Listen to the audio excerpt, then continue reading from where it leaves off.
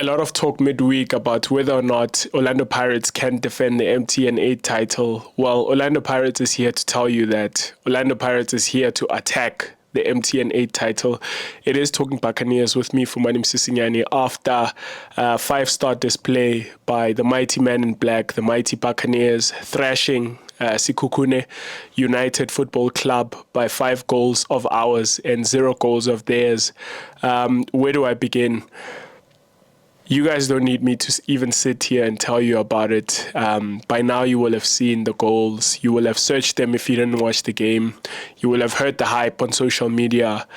You will have seen the pictures of Lepasa doing that legendary celebration. You will have seen clips of Ratomo, looping the goalkeeper, making a fool out of the Sekhukhune defense, sitting grown men down as a teenager. But I'm here to talk about it because I want to, and because it's such a delight to talk about this mighty club of ours that makes us so proud. And where I want to start off is a quiet 20 minutes, a quiet first half to begin the game. So my kind of key battles that I posted on Instagram, for those of you that follow Talking Buccaneers on Instagram, some of the things that I'd mentioned before the game was that it's going to be vital for us to be clever behind the, in between the lines, in between the defense and the midfield of Sekhukhune United. So Sekhukhune obviously lines up in a 4-3-3 formation. They play a flat 4, a single pivot of Kamohelo Mkojo, and then they've got Bialwa or Bwalia, and I'm sorry if I butchered his name, and Weber sort of, flanking him in the 2-8 positions, and then they've got 3 forwards, Ohizu center forward. I think they were playing with Bokoma at left wing, and they were playing with Elias Mukwana at right wing. And my sort of thing was, how we know how organized and compact Sekhukhune United is. If you will have watched the final last season of the Nedbank Cup, you will have seen how organized and how structured Brendan Trutter's side is. So we knew that coming into the game. My thing was, especially looking at the game last year and looking at their games this year, the 2 games that they've played in the league so far, which they lost one to Mamelodi Sundowns, I think, opening game of the season, and then 1-1 against Cape Town Spurs. Very compact, wing play. They try and take advantage of the game, using wing play. They've got very tricky customers on the wing. Ohizu is a very busy striker. They've got Mkojo, who for me is one of the best pivots in the central midfield pivots in that number 6 position in the league.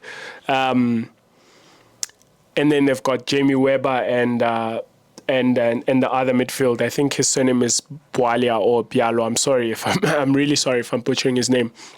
Really no disrespect to him.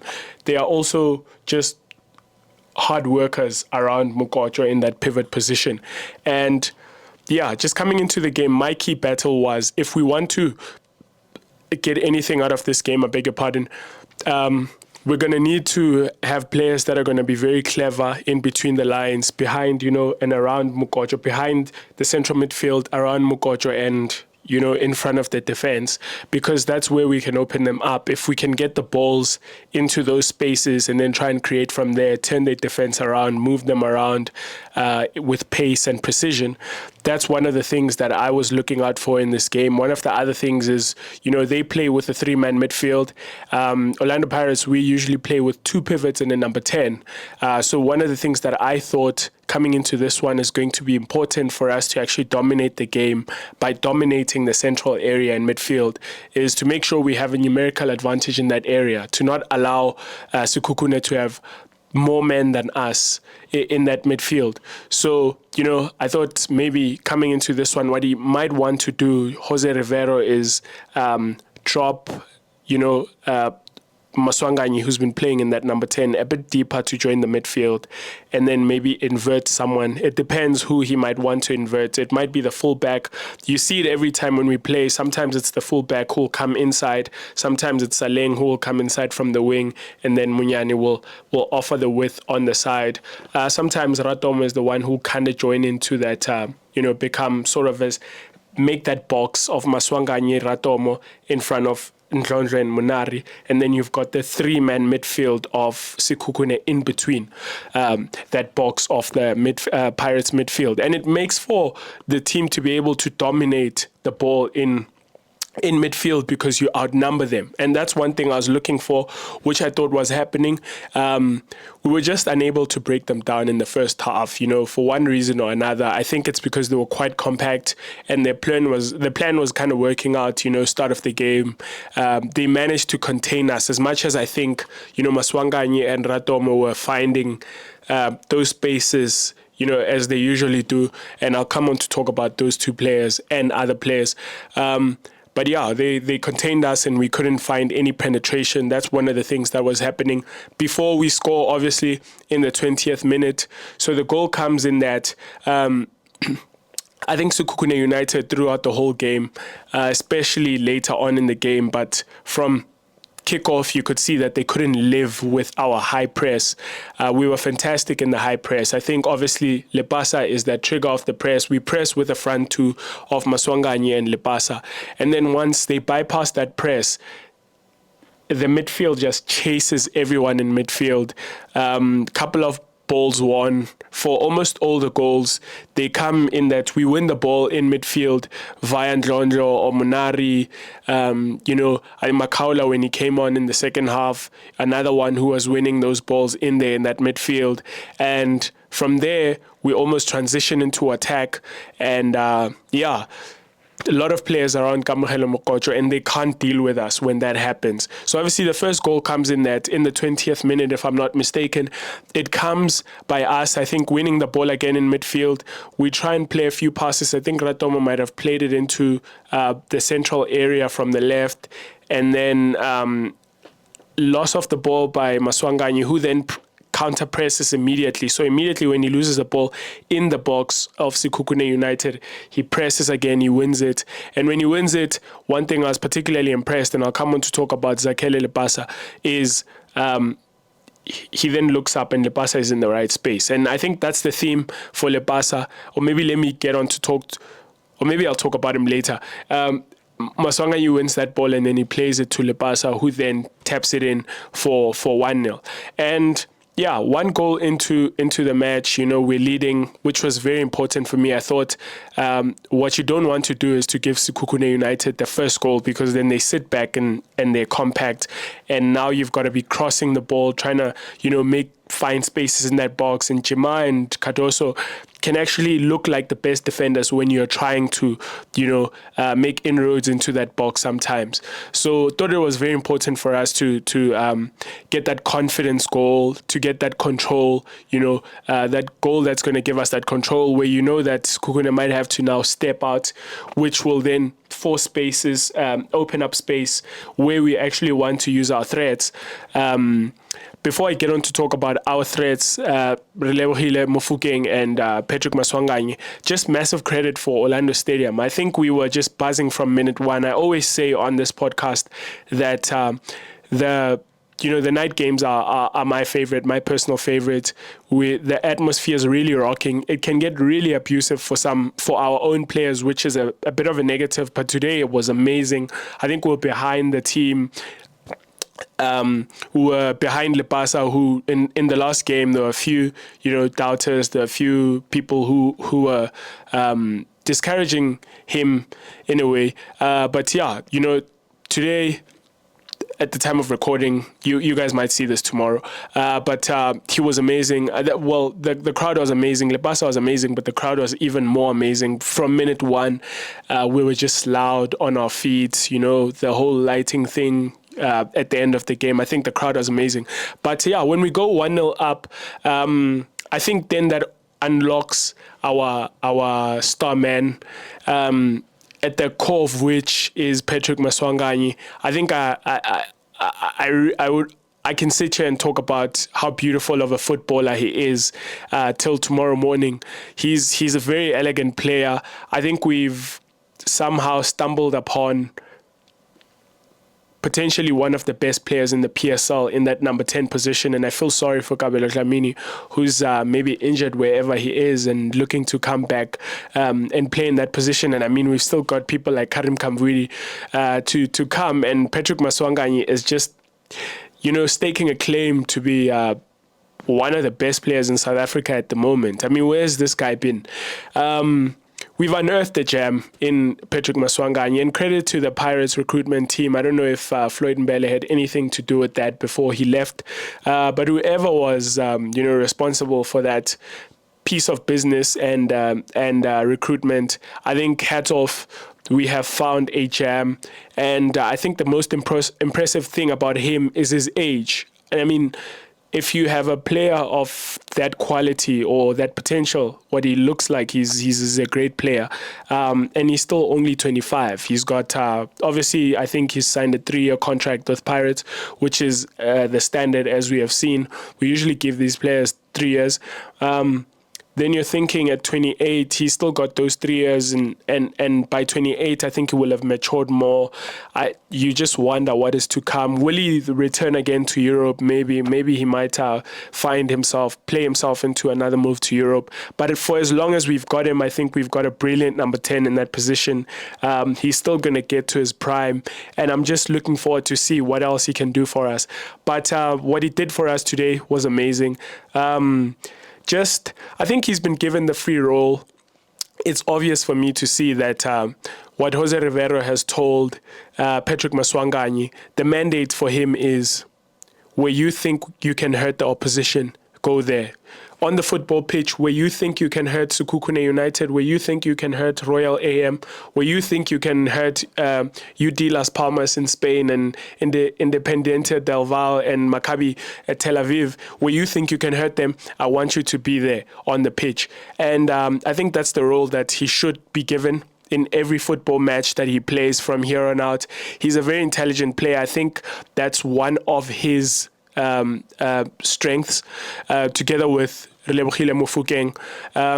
I think what you get with those two players currently is intelligence, which is something that I think for obviously with Pule and Lodge we've always had, but at times we've just lacked that a little bit. We've had players that have grit like Otto, who came on in the second half and did amazing, and that was lovely for me to see.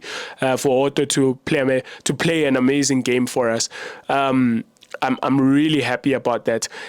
But yeah, we've had players like that who've got the grit but have lacked the composure and the imagination sometimes in those forward positions. And I think with the players that we currently have now up front, and credit again to Pirates recruitment, that's something they will have identified we are lacking in past seasons. Certainly in the past 2 seasons, I felt like we were stale.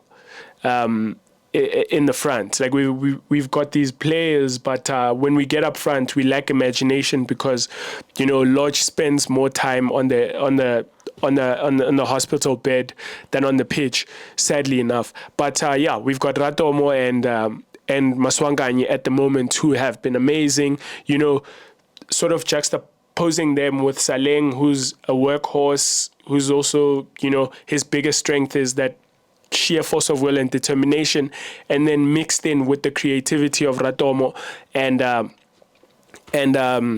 Patrick Maswanganyi, and then you've got Lepasa in front of them, who's also a workhorse. I think we've got a really threatening, a really potent forward line at the moment. But yeah, just going back to Maswanganyi, I think he was amazing in that number 10, just always helping us in transition moments. When we turned that defense into attack, every time they gave the ball to him, it almost seemed like he made things happen. Finding these pockets of space around Kamohelo Mokotjo. Again, I think Mokotjo is one of the most amazing CDMs in the league at the moment, but he couldn't deal with Maswanganyi at all. I laughed around the 80th minute seeing Mokotjo trying to chase the guy, and he was just chasing shadows the whole time. Maswanganyi today is my personal man of the match. I think everything comes through him today. But yeah, it would be very criminal of me to speak of Maswanganyi without speaking of Ndabayithethwa Ndlondlo, because when Maswanganyi is doing the work, in front of the defense, in the pockets of spaces in that zone 14 area, Ndlondlo has been tasked, it seems, ever since we've started this season. What you thought he'd always be when he signed for Orlando Pirates is the person who's going to dictate the tempo for us. I think Ndlondlo at the moment is being given that role of, we want you to dictate what happens in this football match. So he's the one that dictates the tempo. He's the one that dictates play. He's the one that decides where Pirates is going to play. And it's been flourishing in that role. When he's doing great in Ndlondlo, he looks like the most amazing player on the pitch. But in the same breath, he can do a bit too much. I think his worst performances is when he's been given that same role of dictating play, and then he's guilty of doing a bit too much and maybe holding onto it too much. Something happens in his head where he thinks he should hold onto it more than he actually should. More than the amount of time that we can all see he's got, he'll sometimes hold onto it. But when he's playing like he's been playing since the season has started, he looks like the best, central midfielder in the world. He's really great. He dictates it quite well. He plays these one touches sometimes back to the defense and then finds space where he can get the ball back and then play a forward pass. He'll once off play the wayward pass, which will go out for a throw in, which is fine, I guess. If he's going to 9 times out of 10 make the good decision, the best decision, which he's been doing. And for me, I think, again today, majestic performance by Ndabayithethwa Ndlondlo. Had it not been for him being subbed off, which I think is just Jose Rivero trying to, reduce workload since he's been playing all these games. Maybe that's the new conditioning coach might have recommended that Ndabayithethwa Ndlondlo needs to rest. So, yeah, I think it's a case of, introducing Makaringe for Ndlondlo might just be a case of, trying to reduce workload. Had it not been for that, I think he could have easily, well, for me, I know Lepasa scored a hat-trick, so it's easy to just give the man of the match to him because of that. But had it not been for Ndlondlo being pulled, I think my contenders for man of the match are between Maswanganyi, Ndlondlo, and Lepasa. I think Ndlondlo played a great game in midfield. He controlled that midfield, played a few forward passes.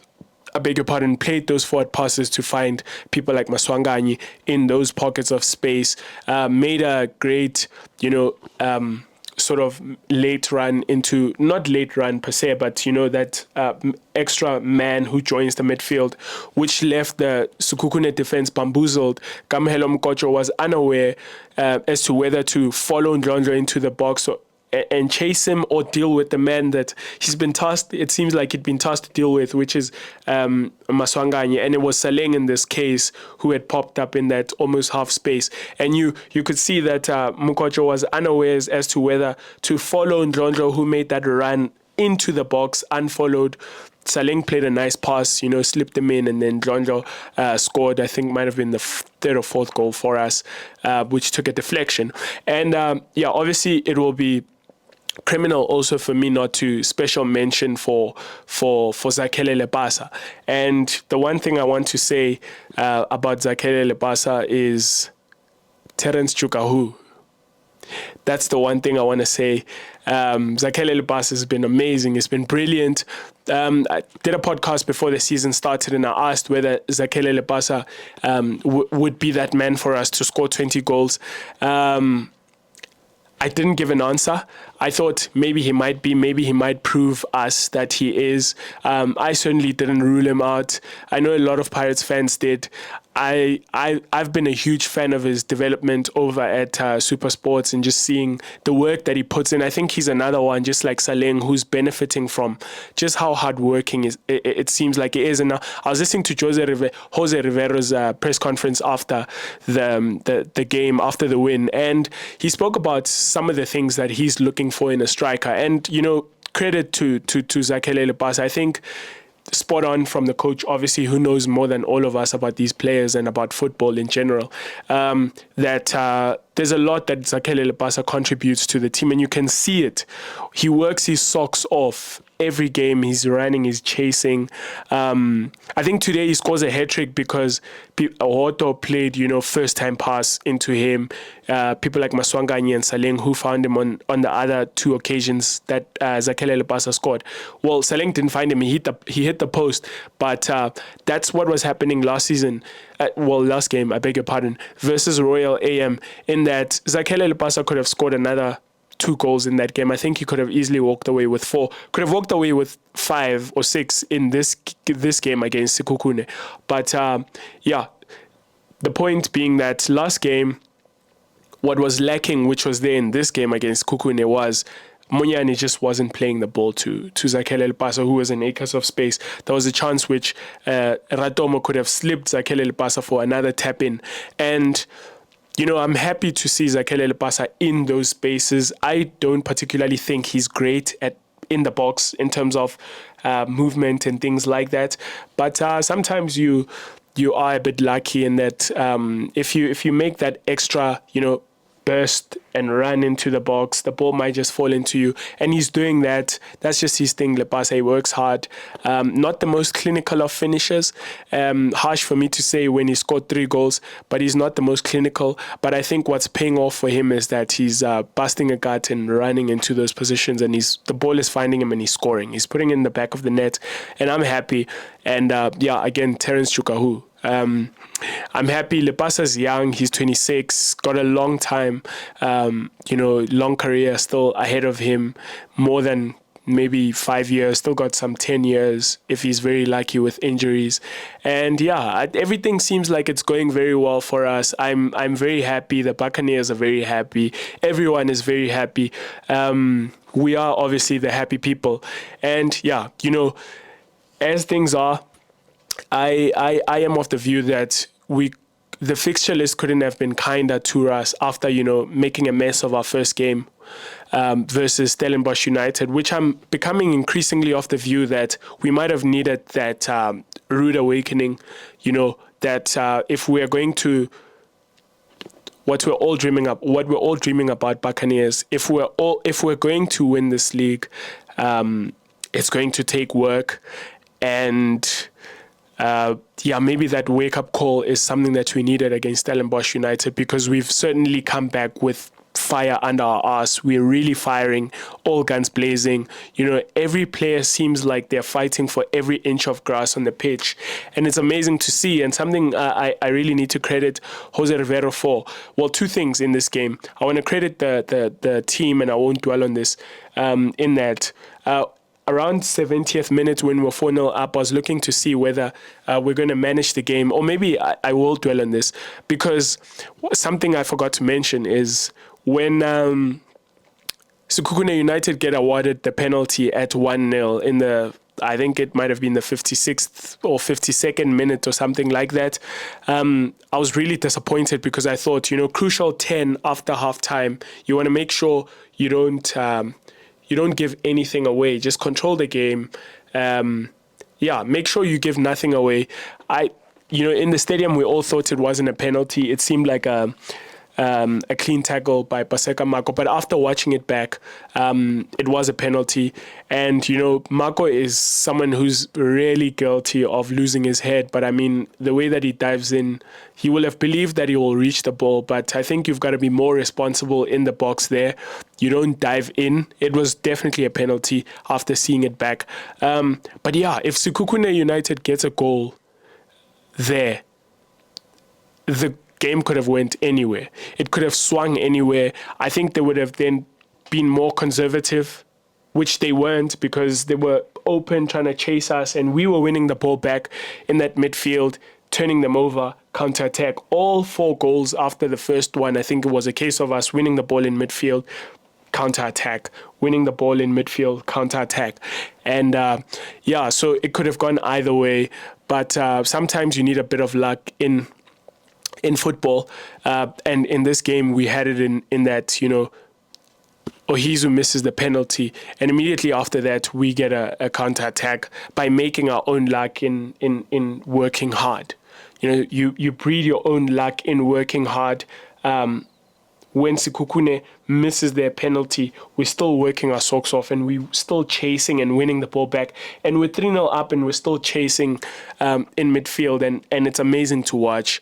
It really is. It really is amazing to watch when you're in the stadium. I know a lot of people out there talking about Pirates as a transition team, but offensive transitions, for heaven's sake, are a phase of football, a very important one at that. And if we are brilliant at it, I mean, what's wrong in that? We're doing really amazing, winning the ball back and capitalizing. We could be a more complete team. That is true. But it certainly is our weapon, and it is working. And I don't care about doubters. I just care about my team winning points. And last thing that I want to credit Jose Rivero for before I wrap this up is, what I'm seeing is he's also doing great on the, man management side of things. I mean, the players could come on here and completely disagree with what I'm saying. Some of the fringe players could come on here and say, switch off those lights, switch off that camera, put down that mic. You know nothing about what's happening behind the scenes, which would be fair. But it seems like he's getting, all the fringe players to feel a part of it. When I look at the substitutions that he makes, yes, it might be game management, but he's got the people that we as the fans sometimes aren't particularly fond of, the not so fan favorite players. He gets them involved, and that's so important. If you want to win titles and you want to win leagues, is you've got to get everyone to buy into this thing. You don't need divisions you don't need people that are upset, pockets of people in the dressing room that are, bad mouthing the coach and things like that. Maybe it is happening. I'm just speaking from a fan's perspective, from looking onto how things are, which are put out, in the media. Maybe it's PR, whatever. But certainly what I'm seeing is he's getting everyone to feel like they're part of it in the club, the players. And that's amazing. I think it's one of those things that serves you well in the long run when you are in the position of challenging for the title and titles. So I'm just going to leave it here for now before I ruin your joy and your delight. Amazing win, 5-star performance for me. Rarely do you see an almost perfect game. I think this was almost perfect. If you said to me, win 1-0 and take all these other 4 goals and win and have us be guaranteed that we're going to win other 1-0s 4 times, I'd certainly take that. But what fun it is to sit in the stadium and watch 5 goals fly into the back of the net of the opposition. So I'm happy with that. And until the Chippa United build up, I'll be here again talking about that one. But until then, up the mighty Bucks. Cheers.